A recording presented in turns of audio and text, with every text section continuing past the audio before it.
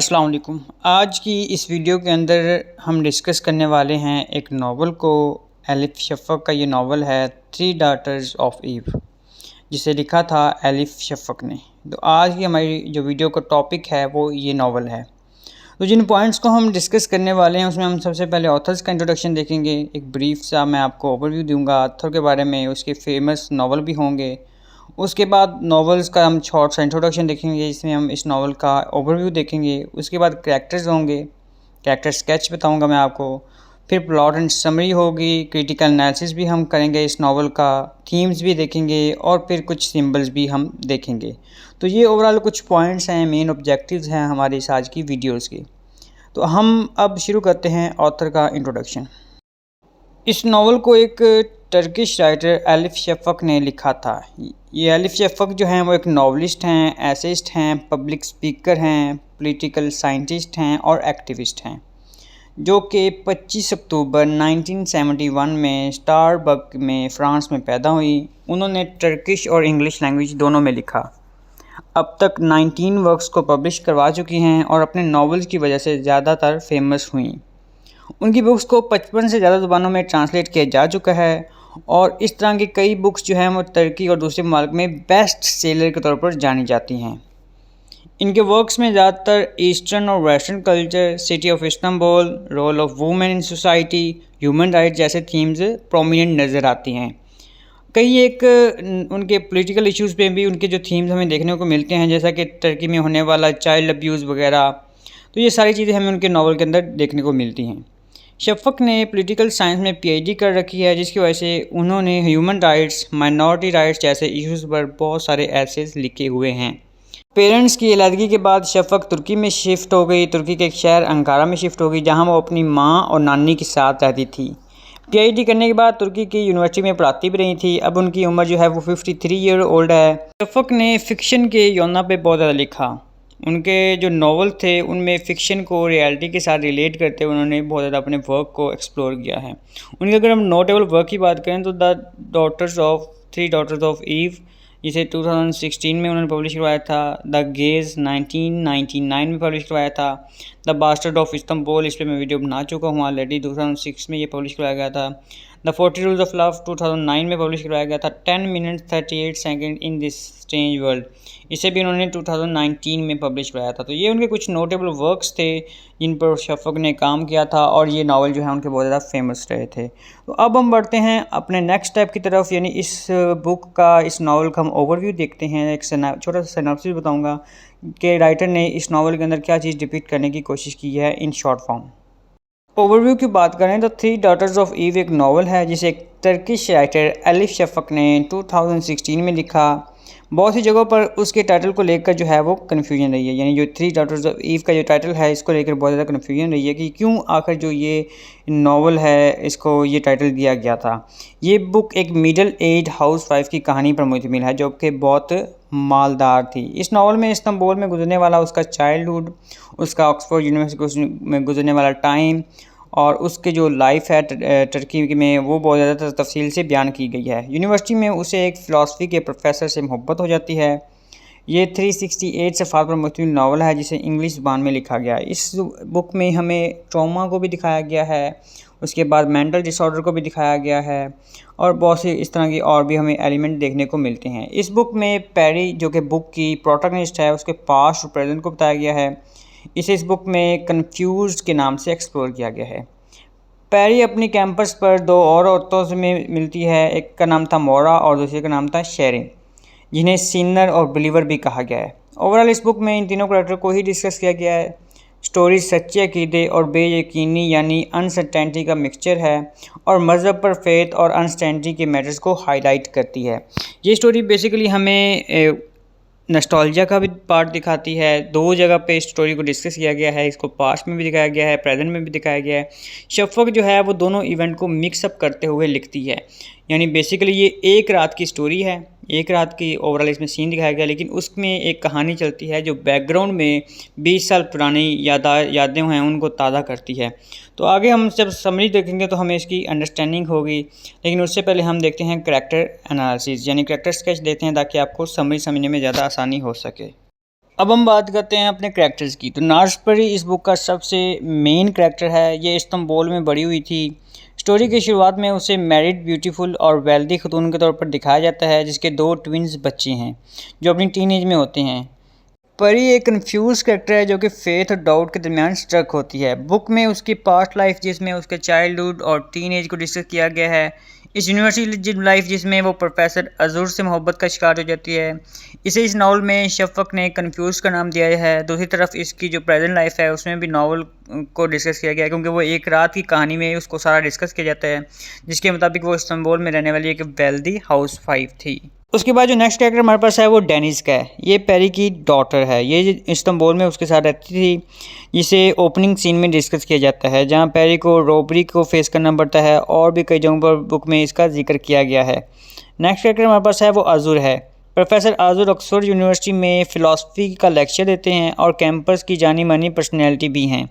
وہ گاڈ کا نام ایک ان یوزول کورس گاڈ نام کا ایک ان یوزول کورس ہوتا ہے، وہ بچوں کو پڑھاتے ہیں اور سلیبس اور اسٹڈی پلانز کو فالو کرنے کے بجائے آرتھوڈاکس میتھڈ سے ڈیوینٹی کو اپنے طریقے سے پڑھانے کی کوشش کرتے ہیں اور اسٹوڈنٹس کے مائنڈ کو مینیپولیٹ کرنے کی کوشش کرتے ہیں. بچوں کو لائنز کی بجائے اپنے جو ان کو ایک لائن میں بٹھانے کے بجائے وہ ایک گول میز میں بٹھاتے ہیں. 11 اسٹوڈنٹ کو راؤنڈ ٹیبل پر بٹھایا جاتا ہے تاکہ تمام اسٹوڈنٹ کے درمیان جو ایکول ڈسٹینس ہے وہ بنا رہے. لیٹر آن اسی پروفیسر کے ساتھ پیری کو لو ہو جاتا ہے اور اسکینڈل کی وجہ سے پروفیسر آزور کو یونیورسٹی سے سسپینڈ کر دیا جاتا ہے. نیکسٹ کریکٹر ہمارے پاس جو کریکٹر نمبر 4 ہے وہ عدنان کا ہے. عدنان پیری کا شوہر ہوتا ہے جو کہ اس کا بہت زیادہ ساتھ دیتا ہے، اس کا خیال رکھتا ہے، پیری کے بروکن ہارٹ کو جوڑنے میں اس کی مدد کرتا ہے، مگر پیری کی طرف سے اسے انف کریڈٹ نہیں دیا جاتا. اس کا ذکر بھی ناول کی شروعات سے ہوتا ہے جب پیری اپنے شوہر کے ساتھ ڈنر پارٹی کے لیے سی سائڈ مینشن میں اسے ملنے جاتی ہے. نیکسٹ کریکٹر ہمارے پاس ہے وہ شیرین کا ہے. شیرین پیری کی یونیورسٹی فرینڈ ہوتی ہے اور کیونکہ یہ ان کا ٹرائی بورڈ ایک گروپ تھا، 3 دوستیں تھیں، اس میں شیری بھی ایک پرومیننٹ پرسن تھی جو کہ فیشنیبل، بولڈ اور ون ڈسمسل جو ہے وہ لڑکی تھی. یعنی اس کی جو ڈائریکشن تھی وہ یہی تھی، یہ گاڈ سے دور تھی. اس کو سینر بھی کہا گیا ہے اس ناول کے اندر. 1 ڈائمینشنل پرسن تھی اور وہ چھوٹی اسکرٹس پہنتی تھی. اس کا ریلیجن پر کوئی بلیو نہیں تھا، اس لیے ناول میں اس کو سینر کے طور پر جو ہے نومینیٹ کیا گیا ہے. نیکسٹ کریکٹر ہمارے پاس وہ مونا کا ہے. یہ مونا لیزا نہیں ہے، یہ مونا ہے. مونا بھی پیری کی ایک یونیورسٹی فرینڈ تھی جو کہ حجابی گرل تھی، ایجپٹن گرل تھی جو امریکہ میں رہتی تھی. وہ ایک ڈیووٹ مسلم تھی اور اسلام پر فرم فیتھ رکھتی تھی. وہ ہر وقت حجاب جو ہے وہ پراپر حجاب رکھتی تھی اور اپنے سر کو کور کر کے رکھتی تھی. مونا، شیرین اور پیری تینوں کو ملا کر شفق نے اس ناول کو 3 ڈاٹرز آف ایو کا ٹائٹل دیا ہے، یعنی جس میں ہر طرح کی انہوں نے ایک طرح سے کلچر کو ڈپکٹ کرنے کی، ہر طرح کے مائنڈ سیٹ کو جو ہے وہ دکھانے کی کوشش کی ہے کہ اگر ایک بندہ ہے تو وہ ریلیجن میں کتنا بریو رکھتا ہے اور ایک بندہ ہے جو ریلیجن سے دور ہے اور تیسرا جو بندہ ہے وہ خود ہی کنفیوز ہے، اس کو پتہ ہی نہیں ہے کرنا کیا ہے. وہ کبھی کسی پرسن میں گاڈ کو فائنڈ کرنے لگ جاتا ہے، کبھی وہ اس پرسن کے لیے خود سوسائڈ کرنے کی کوشش کرتا ہے. تو اس طرح کر کے نا شفق نے تینوں بیٹیوں کو ملا کر 3 ڈاٹرز آف ایو کو ملا کر ایک ٹائٹل دیا ہے جس میں انہوں نے اپنے کریکٹرز کے تھرو جو ہے اس ناول کو ریپرزینٹ کرنے کی کوشش کی ہے. ان تینوں کو ہی وہ فوٹوگراف تھی جو روبری کے دوران پیری کے پرس سے گرتی ہے اور اس کی میموری یونیورسٹی لائف کی فلیش بیک میں چلی جاتی ہے، جس کی وجہ سے ناول آگے چل کر انٹرسٹنگ ہوتا ہے اور نئے فیکٹس نکل کر سامنے آتے ہیں. تو یہ اوورال جو ہے وہ کچھ چند ایک کریکٹر تھے اس ناول کے اندر جو میں نظر آئے. 5-6 کریکٹر ہیں جو امپورٹنٹ ہیں. باقی مائنر کریکٹرز بھی اس ناول کے اندر ہمیں نظر آتے ہیں جیسے روبرز ہوتے ہیں یا اس کی ماں ہوتی ہے پیری کی. بٹ یہ جو میجر کریکٹر تھے جو اس ناول کے اندر ہمیں نظر آتے ہیں جو تھرو آؤٹ دا ناول جو ہیں وہ ایکٹیو ہوتے ہیں. ہم اس کی سمری کو ڈسکس کرتے ہیں. امید ہے کریکٹرز کو سمجھ کر سننے کے بعد آپ کو سمجھنے کے بعد کریکٹرز کا آئیڈیا ہو گیا ہوگا. اگر ہم ناول کے اندر جو ہے وہ ان کریکٹرز کا ڈسکس کریں گے تو آپ کو ایزیلی جو ہے وہ انڈرسٹینڈیبل ہو جائے گی سمری بھی. اب ہم بات کرتے ہیں سمری کی. دیکھنے میں تو استنبول اور آکسفورڈ یونیورسٹی کے درمیان 16,000 میل کا فاصلہ ہے، مگر ایلف شفق نے اپنے اس 10ویں ناول میں دونوں جگہوں کو ایک ساتھ پریزنٹ کیا ہے. یہ ناول 2016 میں پبلش ہوا. اسٹوری کی شروعات اس تصویر سے ہوتی ہے جو کہ پروٹاگنسٹ کے پرس سے موجود ہوتی ہے اور گرتی ہے نیچے جب ان پر روبری کا اٹیک ہوتا ہے. اس تصویر میں 3 عورتیں ہوتی ہیں، ایک مرد ہوتا ہے. تینوں عورتیں جو ہیں وہ اس کی دوستیں ہوتی ہیں جو ٹرائیپوڈ کی شکل میں اس یونیورسٹی میں رہتی تھی۔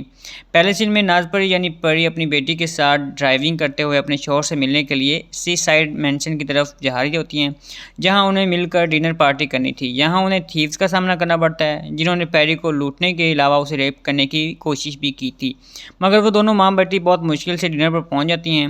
تمام ناول صرف ایک رات پر مشتمل تھا، بجائے اس کے کئی سالوں کا عرصہ موجود ہو اسے ایک رات میں ہی ختم کیا گیا ہے۔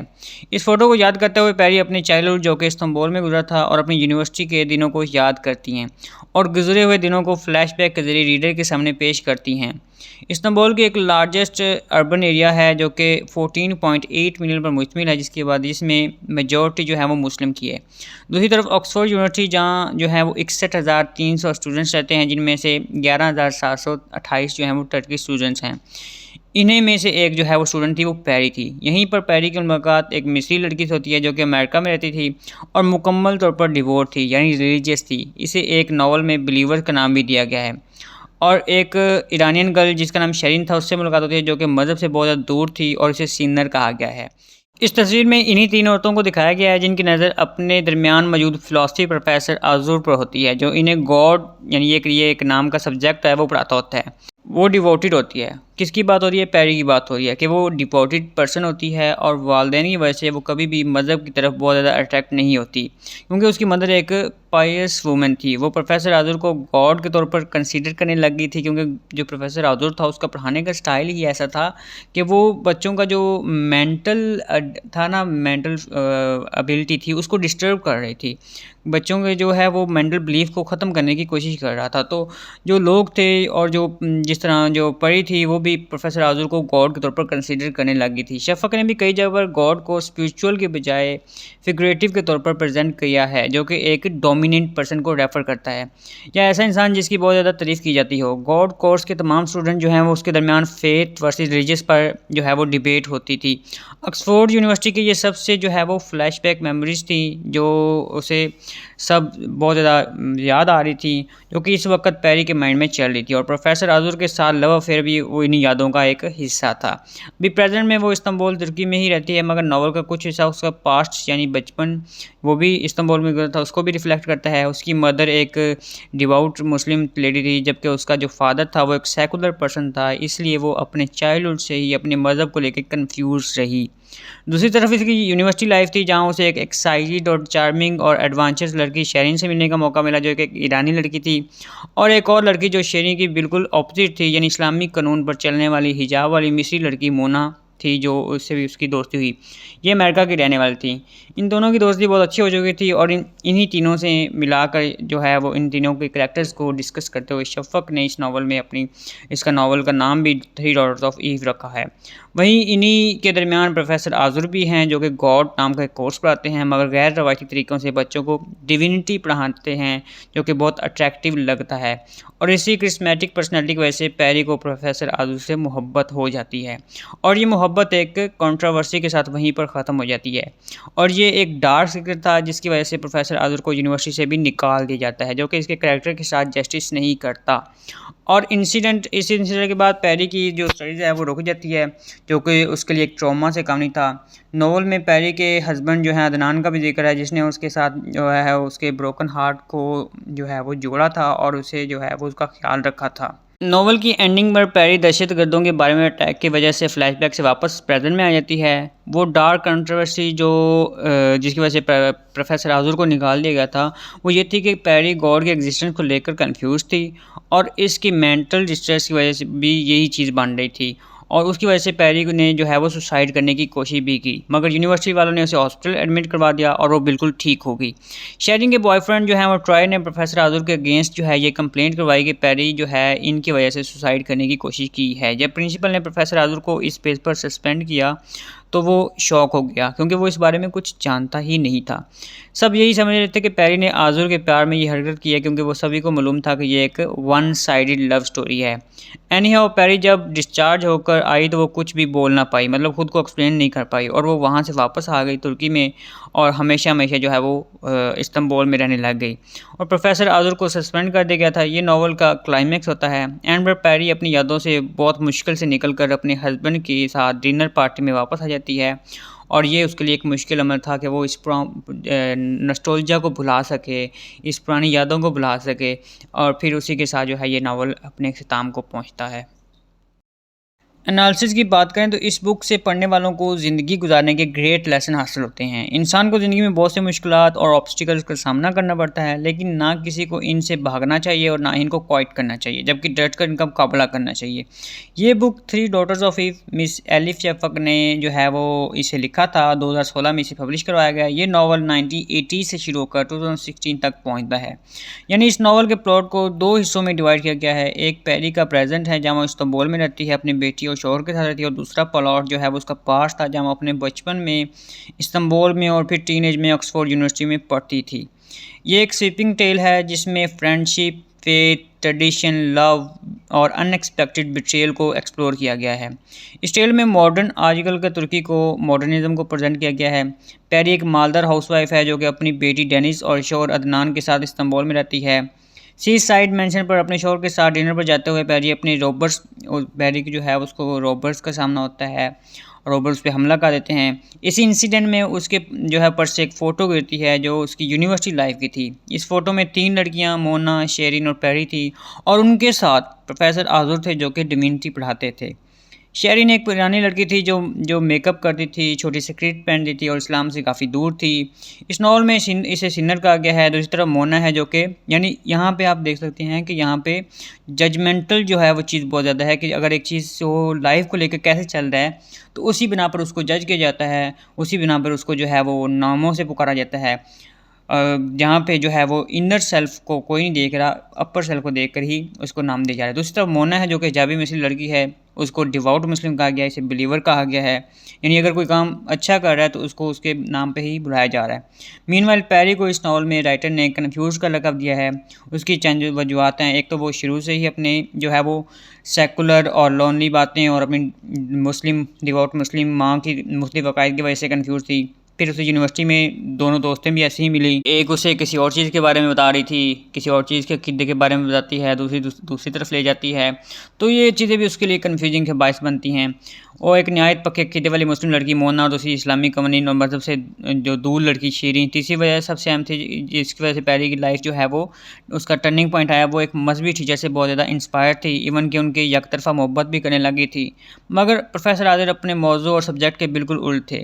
ایک تو وہ لڑکیوں کی طرف بہت زیادہ اٹریکٹ ہوتے تھے، اور دوسرا وہ ڈیوینٹی یعنی روحانیت کو غیر روایتی طریقوں سے پڑھاتے تھے۔ ایون کہ کچھ اسٹوڈنٹ یہ کنسیڈر کرتے ہیں کہ وہ خود کو گاڈ تصور کرتے ہیں، یا کم از کم اپنے آپ کو دوسروں سے سپیریئر سمجھتے تھے، ایون دو وہ خدا کی ایگزسٹنس کو لے کر بھی شور نہیں تھے۔ پیری چونکہ پروفیسر کو بہت زیادہ فالو کرتی تھی، اس لیے وہ بہت زیادہ کنفیوز رہنے لگی، اور اس مینٹل ڈسٹربنس کی وجہ سے پیری نے سوسائڈ کرنے کی کوشش بھی کی۔ آذر ایک جو ہے وہ بائرونک ہیرو تھا، یعنی وہ ریبیلیس اور سیلف کانشیس اور سیلف کانفیڈنٹ بندہ تھا۔ جب اسے اپنے فیلوز اور اسٹوڈنٹ کی طرف سے کرٹیسزم بھی فیس کرنا پڑا تو تب جا کر وہ تھوڑا سا اس نے اپنا ایک رنگ دکھایا۔ شیرین جو ہے وہ اس بارے میں یہ کہتی تھی کہ ہی از اے بٹ لائک گاڈ ہمسیلف۔ یہ شفق کے جو بک ہے اس کے یہ جو بک ہم پڑھ رہے ہیں 3 ڈاٹرز آف ایو، اس کی پیج نمبر 117 کی یہ لائن ہے، ہی از اے بٹ لائک گاڈ ہمسیلف۔ یہاں تک کہ شیرین کے بوائے فرینڈ ٹرائے نے پیری کے پروفیسر آذر سے دور رہنے کے لیے بھی کہا۔ اسٹوڈنٹس کو اپنے ideas pre conceived of faith اور آئیڈینٹی کو ختم کر کے خود کو ریبلڈ کرنے کے لیے کنونس کرتا تھا، یعنی وہ بچوں کے مائنڈز کو اپنے لحاظ سے ریلیجیس کے حوالے سے مینیپولیٹ کرنے کی کوشش کرتا تھا۔ یہ ٹیل مورل اور انٹرنل کنفلکٹ سے بھری ہوئی ہے۔ شفق نے ایک ڈیکڈ کے وقفے کے ساتھ 2 اسٹوری لائنز کو ایک جگہ اکٹھا کیا ہے۔ شروعات کے چیپٹر میں شفق نے استنبول کے کلچر کو پریزنٹ کرنے کی کوشش کی ہے۔ نیکسٹ ہم دیکھتے ہیں کہ پیری کی ینگر لائف میں ریلیجین کو لے کر بہت زیادہ ڈسکشن ہوتی ہے، اور یہ مذہبی انتشار کی سب سے بڑی وجہ بنتی ہے۔ پیری کے پیرنٹس کے درمیان جو ہے وہ فزیکل اینڈ اسپریچول سپریشن تھی جس نے پیری کی پرسنالٹی پر بہت زیادہ امپیکٹ کیا تھا، جو میں اس کی یونیورسٹی لائف میں نظر آتا ہے۔ آذر ایک ریبیلیس ٹیچر ہے جسے گاڈ کی جو ہے وہ ڈیفائن کرتے کرتے خود کو سپیریئر اور خود کو گاڈ لائک سمجھنا شروع کر دیتا ہے، جس کی وجہ سے شدید کرٹیسزم کا سامنا کرنا پڑتا ہے، جس کی وجہ یہ تھی کہ اس نے ایک عجیب سے ٹاپک پر لیکچر دیا تھا جس کا ٹائٹل تھا entering the mind of God اور گاڈ آف دا مائنڈ۔ یہ بہت ہی سینسٹیو ٹاپک تھا جس پر پروفیسر آزو نے اسٹوڈنٹس کو لیکچر دے کر انہیں کنفیوز کر رکھا تھا، اور یہی کنفیوژن پیری کو جو ہے وہ مینٹل انسٹیبلٹی کی طرف لے گئی، ایون کہ اس کی سراؤنڈنگ میں ہونے والے حالات و واقعات نے اسے مختلف جو ہے وہ کلچر ڈائریکشن کی طرف سے پل کر دیا تھا۔ اس پریشر کے اثرات اس کے تمام زندگی میں موجود تھے۔ دونوں سٹوری لائن میں شفق نے بہت ایکسپرٹلی گاڈ، بلیفز، ریلیجن اور کلچر کے ایکسپیرینس کو ہائی لائٹ کیا ہے۔ ایٹ دا اینڈ ہم کہہ سکتے ہیں کہ یہ ناول تھری ڈاٹرز آف ایو ایک مکسنگ پلاٹ ہے جس میں مختلف اہم تھیمز کو ایک جگہ بلینڈ کیا گیا ہے، جس کے ساتھ اس نے استنبول کی الیکٹرک پکچر کو سٹننگ امیجری اور میٹافور پینٹس کے ذریعے گرنش کیا ہے تاکہ ریڈرز کے لیے یہ ناول مزید اٹریکٹیو بن سکے۔ مور اوور ہمیں یہ بھی سکھایا گیا کہ ریلیجن کو گاڈ جو ہے وہ ریلیجن اور گاڈ اس کو لے کر جو بھی ان ڈاؤٹس ہیں اور انسریبل ڈاؤٹس ہیں انہیں کلیئر کرنے کے لیے ہمیں کسی قسم کی بھی کوئی ہیزیٹیشن محسوس نہیں کرنی چاہیے۔ تو اس کے ساتھ جو ہمارا انالیسس بھی اپنے اختتام کو پہنچتا ہے، اور ہم نے دیکھا کہ کس طرح جو ہے وہ جو پیری کا کریکٹر ہے وہ ایک کنفیوز کریکٹر دکھایا گیا ہے، پھر سنر کی بات ہوتی ہے، بلیور کی بات ہوتی ہے، لوگ کس طرح جو ہیں وہ ان کو ان کے کام کی وجہ سے جانتے ہیں، اور جس طرح جو آذر ہے وہ پروفیسر آذر وہ بھی اپنے کام سے اپنی ٹیچنگ کے ذریعے جو ہے وہ لوگوں کو انسپائر کر رہا ہے اور اپنے غلط بلیف جو ہے وہ لوگوں کو ان کے مائنڈ کو انسٹیبل کرنے کے لیے جو ہے وہ اس پہ اثر کروا رہا ہے۔ تھیمز کی اگر بات کریں تو سب سے پہلے جو ہمیں تھیم نظر آتا ہے وہ ریلیجن کا ہے۔ ریلیجن اس ناول کا سب سے اہم تھیم ہے جو کہ سب سے زیادہ ڈومینیٹڈ نظر آتا ہے۔ اس تھیم کو پیری کی کنفیوز پرسنالٹی کے تھرو پریزنٹ کیا گیا ہے، جیسے کہ بچپن میں وہ اپنے ماں باپ کو دیکھتے آئی ہے کس طرح اس کے فادر کی سوچنے اور مذہب کو سمجھنے کی الگ اسٹریٹجیز ہوتی ہے، اور اس کی جو مسلم ماں ہوتی ہے ڈیوٹ مسلم ماں سے وہ بالکل مختلف ہوتی ہے۔ اسی کے خلاف کی بنا پر دونوں میں فزیکل اور ایموشنل سپریشن ہو جاتی ہے جس کا پیری کی پرسنالٹی پر بہت گہرا اثر ہوتا ہے۔ لیٹر آن جب وہ ان حالات سے نکل کر یونیورسٹی میں جاتی ہیں، وہاں اسے دو مختلف اوپینین رکھنے والی لڑکیاں ملتی ہیں جن کے ساتھ اسے رہنا ہوتا ہے، ایک بالکل مذہبی اور دوسری ماڈرن۔ یہ صورتحال بھی اس کے لیے جو ہے وہ انڈرسٹینڈیبل ہوتی ہے۔ فردر مور اس کا یونیورسٹی کا پروفیسر آزو جو کہ ان کا گاڈ نام کے ایک سبجیکٹ پڑھاتا ہوتا ہے، مسٹریس کورس پڑھاتا تھا، وہ گاڈ کی ایگزسٹنس کو لے کر اسٹینڈ جو ہے وہ اسٹوڈنٹس کی برین اسٹارمنگ کرتا تھا، جس کی وجہ سے بچے جو ہیں وہ اسپیشلی پیری سب سے زیادہ جو ہے وہ افیکٹ ہو جاتی ہے۔ اس کے ذہن میں بچپن سے ہی گاڈ جو ہے وہ ایگزسٹ کرتا ہے نہیں کرتا یہ والا کوشچن رہتا تھا، جو وقت کے ساتھ ساتھ زیادہ کمپلیکس اور انسریبل ہو جاتا ہے۔ اس کے مائنڈ میں ریلیجن کو لے کر کنفیوژن تھی، اور جو ہے وہ کنفیوژن اور سٹرین ہوتی ہے، وہ اس پریشر کو برداشت نہیں کر پاتی اور سوسائڈ اٹیمپٹ کرنے کی کوشش کرتی ہے۔ شفق کے اور بھی ناولز میں لو، ڈیوینٹی کے ساتھ ساتھ ریلیجن جیسے تھیموں میں نظر آتی ہے جو کہ ایک الگ لیول آف میچورٹی کو ٹچ کرتی ہے۔ ریڈرز کو انٹرنلی جو ہے یہ چیز بہت زیادہ اثر کرتی ہے۔ ہمارے ارد گرد بھی عام حالات میں بھی کئی ایک ایسے کوشچنیبل جو چیزیں ہوتی ہیں، کوسٹ ہوتے ہیں، مذہب کے حوالے سے موجود ہوتے ہیں، جنہیں ہم سالو کرنے یا پھر درست کرنے کی بالکل کوشش نہیں کرتے۔ یہ ہماری کلچر جو ہے وہ انسٹیبلٹی ہے۔ اگر ہم ان سوالات اور کوسٹ کی جوابات جاننے کی کوشش کریں تو نالج آف ریلیجن اور گاڈ کے کئی سیکرٹ ہم پر کھل سکتے ہیں، جس کے ذریعے جو ہے وہ ڈیوینٹی یعنی روحانیت کو حاصل کیا جا سکتا ہے۔ اس ناول میں ہمیں روحانیت اور ٹرو جو ہے وہ انٹیمیسی آف ریلیجن کا سبق سکھایا گیا ہے، جو کہ صاحب علم کے لیے ایک ٹریجر ہوتا ہے، خزانے سے کم نہیں ہوتا۔ نیکسٹ تھیم ہمیں جو نظر آتا ہے وہ فیمنزم ہے۔ ایلف شفق کے زیادہ تر جو ناولز ہیں اس کے اندر ہمیں تھیمز آف فیمنزم اور وومن امپاورمنٹ ہی نظر آتا ہے۔ تھری ڈاٹرز آف ایو ناول میں بھی فیمنزم اور مسلم موومنٹ کی اسٹرگل کو تھیم کے ذریعے پرومیننٹ کیا گیا ہے۔ اس ناول میں جو ہے وہ مین کریکٹر بھی ایک فیمیل ہے جس کا نام پیری ہے۔ اس ناول میں ریلیجیس باؤنڈریز کے اندر رہتے ہوئے اپنی آئیڈینٹی اور ٹرو فیمنزم کو فائنڈ کرنا شفق کا مین پرپز رہا ہے۔ مزید اس ناول کا اگر ٹائٹل کی بات کریں تو وہ بھی ایو یعنی حضرت حوا کی ڈاٹرز کے طور پر انٹائٹل کیا گیا ہے۔ ناول میں پیری کے کریکٹر کے علاوہ مونا، بلیور اور جو شیرین سینر کے کریکٹر کو بھی ڈپکٹ کیا گیا ہے جو فیمنزم کے پریزنٹ کر رہی ہیں۔ ان تینوں کا کریکٹر سے مل کر ناول کا ایک مکسچر تیار کیا جاتا ہے۔ کسی بھی ٹرکی مین کے پیچھے اس نے سہارا لینے کی کوشش نہیں کی بلکہ خود آگے بڑھتی ہیں اور آکسفورڈ یونیورسٹی تک جاتی ہیں، اور یہاں پہ دکھایا گیا کہ وہ کس طرح جو ہے وہ فینومینل پرسن ہوتی ہیں۔ ٹرکی کی جو کلچر ویلیوز میں ویسٹرن کلچر کی جو پینٹریشن ہے اس کی وجہ سے وومن ہیڈ زیادہ تر ڈومیننٹ ہو رہا ہے، اور 21ویں صدی کے ٹرکی میں فیمنزم ہر طرف نظر آتا ہے جو کہ ملک میں سوشل اور کلچر ویلیوز کو سیٹ کرتی ہے۔ ایلف شفق نے گروپ آف وومن کے ذریعے فیمنسٹک اپروچ کو اٹین کرنے کیا ہے اور ثابت کیا ہے کہ ناولز کو لے کر ہم نے جو اسٹیریوٹائپ سیٹ کر رکھی ہیں وہ غلط ہو سکتی ہیں، یعنی ایک فیمیل بھی پروٹیگنسٹ ہو سکتی ہے، اور جس طرح پیری نے بچپن سے لے کر 35 کی عمر تک آنے والے تمام کلچر اور ریلیجیس آئیڈینٹیٹیز کو حاصل کرنے اور اس کی ٹرو میٹنگ کو سمجھنے کے لیے اسٹرگل کی ہے۔ وہ کسی بھی طرح جو ہے وہ آئیڈیل اور ایک خصوصیت سے کم نہیں ہے، اس نے اس ٹرو میننگ کو بھی انڈرسٹینڈ کیا ہے۔ اپنے مین کریکٹر کے لیے شفق اپنے مائنڈ میں ہائی لائٹ ہونے والے کویسٹ اور مسٹریز کو سالو کرنے کی کوشش کرتی ہے۔ اس نے ریلیجن اور لیونگ سٹینڈرڈ کو لے کر پروٹیگنسٹ کو کنفیوز قرار دیا ہے اور پھر اس کے کنفیوژن کو ڈیسالو کرنے کے لیے اسے آکسفورڈ یونیورسٹی میں بھیجا، لیکن کنڈیشن مزید کریٹیکل اور کمپلیکس ہوتی ہے۔ بجائے سوالات کا جو ہے جواب ملنے کے، وہ اپنے سوالات کی وجہ سے گلٹی کا شکار ہو جاتی ہے، کیونکہ وہاں اسے ایک اسکینڈل کا سامنا کرنا پڑتا ہے اور اس نے سوسائڈ کرنے کی بھی کوشش کی تاکہ وہ تمام چیزوں سے بچ سکے۔ اینی ہاؤ، فیمنزم کی تھیم یہاں پر ایلف شفق نے ڈپکٹ کرتے ہوئے خود کو سیٹسفائی کرنے کی کوشش کی ہے۔ نیکسٹ تھیم ہمیں جو نظر آتا ہے وہ کلچر آئیڈینٹی کا ہے۔ ایلف شفق نے اپنی اس ناول میں دو مختلف جگہوں کو ایک جگہ بلینڈ کیا ہے، یعنی آکسفورڈ یونیورسٹی اور استنبول۔ دونوں پلیسز اپنی پولیٹیکل اور کلچرل ویلیوز کو لے کر ایک دوسرے سے بہت زیادہ مختلف ہیں۔ پیری کا کریکٹر اس ناول میں ترکی استنبول کو ریپرزینٹ کرتا ہے اور ناول کی شروعات بھی یہیں سے ہوتی ہے۔ اس کے بعد ایک فوٹوگراف کے ذریعے پیری کے پاسٹ کو شفق نے فلیش بیک کے ذریعے ریڈرز کو دکھایا ہے کہ کس طرح پیری اپنی ایجوکیشن کو مکمل کرنے کی دھن میں ابھرنے والے مختلف کویشچن کو سلوشن حاصل کرنے کے لیے استنبول سے نکل کر آکسفورڈ یونیورسٹی جاتی ہے۔ وہاں اسے ہر طرف کے ریلیجن اور کلچر کا سامنا کرنا پڑتا ہے۔ اس کے اپنے گروپ میں مونا اور شیرین کی شکل میں دو مختلف کلچرز کو دیکھنے کو موقع ملتا ہے، اور یہ اپوزٹ سچویشن وہ اپنے چائلڈہڈ سے ہی فیس کرتی آئی جس نے اسے زیادہ کنفیوز کر رکھا ہے۔ ناول کی شروعات میں بھی شفق نے استنبول، ترکی 2016 کے کلچر اور پولیٹیکل اسپیکٹس اور سرکمسٹانسز کو پریزنٹ کیا ہے۔ پیری کے ساتھ بھی روبری بھی ترکی کے جو حالات ہیں، اس کی جو کنڈیشن ہے اس کو ڈپکٹ کرتی ہے، اور اس کے علاوہ جو پروفیسر آزور ہے اس کے ریلیجن کلچر کو بھی دکھایا گیا ہے۔ اس کے علاوہ جو ہے وہ مونا ہے اس کے کلچر کو بھی دکھایا گیا ہے، اور ڈفرینٹ اسپیکٹس کو جو ہے وہ ایک ہی جگہ پہ بلینڈ کیا گیا ہے۔ یہ اوورال ہمارے تھیم تھے۔ اگر سمبلز کی بات کریں جو ہمیں نظر آتے ہیں تو سب سے پہلا جو امپورٹنٹ سمبل ہمیں آتا ہے وہ گاڈ کا ہے۔ بیسیکلی شفق کا یہ ناول نازپری کے گرد ریوالو کرتا ہے، جس کے مین پوائنٹس میں گاڈ اور اس کے فیتھ اور پیار شامل ہے۔ ایون گاڈ اس ناول کا دوسرا بڑا کریکٹر بھی کنسیڈر کیا جا سکتا ہے۔ گاڈ کو اس ناول میں ایک مسٹری کے سمبل کے طور پر پریزنٹ کیا گیا ہے۔ آزور پروفیسر جو ہیں اس ٹاپک کا کورس پڑھاتے تھے، اسٹوڈنٹس کو پڑھاتے تھے، جس سے وہ نون آرتھوڈاکس یعنی غیر روایتی طریقوں سے پڑھانے کی کوشش کرتا تھا۔ پیری کو جن بھی ان یوزول حالات کا سامنا کرنا پڑا وہ سب جو ہیں وہ سارٹ آؤٹ ہو سکتا تھا، اور ایون وہ ایک ہیپی لائف گزار سکتی تھی، مگر اصل معنوں میں میننگ آف گاڈ کو سمجھ لیتی یا اس کا اصل مطلب جان لیتی تو ایسا ہو جاتا۔ اگر ایسا ہو جاتا تو کسی قسم کے سینس لیسنس اور میڈنس اور کیوس باقی نہ رہتا، مگر اس کی لائف کے ایکسپیرینس نے گاڈ کو اس کے لیے نہ حل ہونے والا ایک پزل بنا دیتا۔ یہ لفظ ایک سرکل ہے جس کا کوئی سینٹر نہیں ہوتا، یعنی جگسا پزل بنا دیتا۔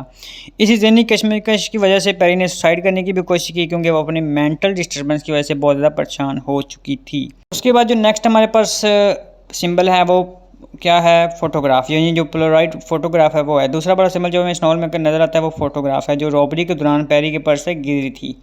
یہ فوٹو ایک پولرائڈ کیمرے سے لی گئی تھی۔ اس تصویر میں پیری کی دو اور دوستیں مونا اور شیرین اور پروفیسر آزور جو ہیں وہ موجود ہوتے ہیں۔ اس فوٹوگراف کو دیکھ کر پیری اپنے پاسٹ کی میموری میں چلی جاتی ہے، جس کی وجہ سے ناول میں جو ہے وہ ایڈوانسمنٹ ہوتی ہیں، نئی نئی چیزیں ہمارے سامنے آتی ہیں۔ بلکہ یہ کہنا زیادہ بہتر ہوگا کہ یہ تصویر جو ہے اس ناول کے آگے لکھنے کا ایک ٹول یا کی ہے، جس کا یوز کرتے ہوئے شفق نے بہت سے ہیومن ایشوز کو اپنے اس ناول میں ہائی لائٹ کرنے کی کوشش کی ہے۔ اس پولرائڈ کی مدد سے اسٹوری کے آگے آنے والی ایونٹس اور پارٹس کو ڈسکلوز کیا جاتا ہے۔ یوں کہنا بہتر ہوگا کہ اس تصویر کی وجہ سے اس بک کو کسی جو ہے وہ اسٹرنگ کی بیڈس کی طرح ایک دوسرے سے چیپٹر کے ساتھ جوڑا جاتا ہے۔ مطلب تصویر اسٹرنگ یعنی ڈوری ہے، اور بیڈ اس ناول کے ڈفرینٹ چیپٹرز ہیں جو ایک دوسرے سے انٹر ریلیٹڈ ہوتی ہیں، کیونکہ اس تصویر کو دیکھتے ہی اس کی فلیش بیک میں میموریز جاتی ہیں، اور وہ فوراً سے جو ہے وہ ناول کے اندر وہ پہنچ جاتی ہیں اپنے میموریز میں، اپنے پاسٹ میں، اپنے کالج لائف میں، اپنی یونیورسٹی کی لائف میں۔ اس کے ساتھ ساتھ آگے جو ہے وہ اسٹوری موو آن کرتی ہے، اور پھر پریزنٹ کے جو معاملات ہوتے ہیں، یعنی جب جیسے اس پر دہشت گردی کے معاملات ہوتے ہیں، اس پر ڈاکو اٹیک کرتے ہیں، تو وہ اپنے پریزنٹ لائف میں واپس آ جاتی ہے، اور پھر اپنے کہاں پہنچ جاتی ہے؟ اپنے ہسبینڈ کے ساتھ جو ہے وہ سی سائڈ ایریا میں پہنچ جاتے ہیں جہاں پہ انہیں ڈنر کرنا تھا۔ تو اسی کے ساتھ جو ہمارا جو ناول ہے وہ اپنے اختتام کو پہنچتا ہے۔ اس ناول کے اندر جو ہے ہم نے ڈفرینٹ اسپیکٹس کو، ڈفرینٹ آبجیکٹیوز کو انڈرسٹینڈ کیا اور ڈسکس کیا، ہم نے اس کی سمری دیکھی، انالیسس دیکھا، کریکٹر انالیسس دیکھے۔ تو امید کرتا ہوں آپ کو یہ لیکچر جو ہے وہ انڈرسٹینڈ کیا ہوگا آپ نے یہ لیکچر، اور اس کو سمجھا ہوگا، اور آپ کو کوئی کنفیوژن نہیں ہوگی۔ اگر کوئی بھی کنفیوژن ہے تو آپ کمنٹ کر کے پوچھ سکتے ہیں۔ شکریہ، اللہ حافظ۔